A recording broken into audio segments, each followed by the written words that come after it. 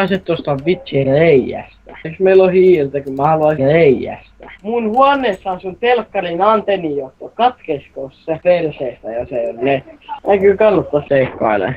Miksi täällä on iltonaisia kanoja täällä tornissa? Tää on aivan perälööri. Miksi täällä puusta tai täällä on iltonaisia kanoja?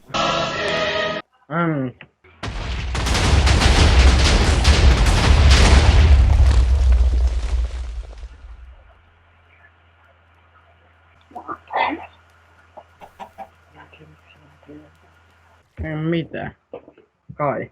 Tänään mä tuun servuiksi. Mikä vittua? Koska mä liityin ainakin nyt servuun. En mun mielestä. Miten tää olisi edes näin paljon hajonnut? Oota. Kävinkö mä? Mä kävin kalassa. Äsken. Tossa... Kun mä poistuin servusta, kun ketään ei näkyy. Pinna on tuo ylhäällä. Oihan Esserin perissä. Ei vittu, eikö ne arvot mukaan? Oh! Riippineitä! Mitä vittu? Täällä voimalassa tänne tulee creepereitä sisään. Mitä?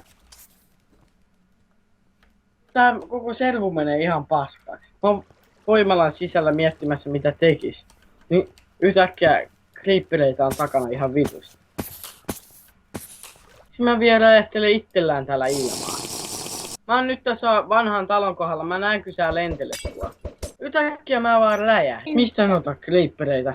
Tää maailma on täyttynyt creepereille.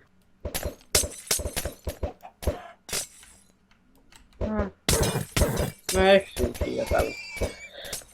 Vilahti tappoi Makke XD käyttämällä taikaa. Niinhän mulla lukee Vilahti tappoi käyttämällä taikaa. Oi pleiset. Eikä tappaa ja siinä mä katsoin ympärille.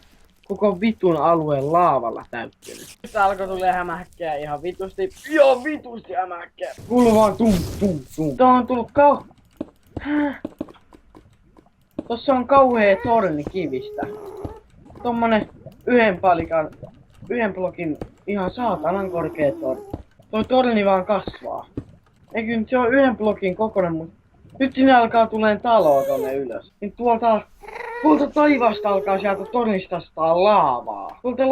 Tuolta tornista sataa, se on ihan varmaan 50 blokin leveä laavavyöry tulee sieltä.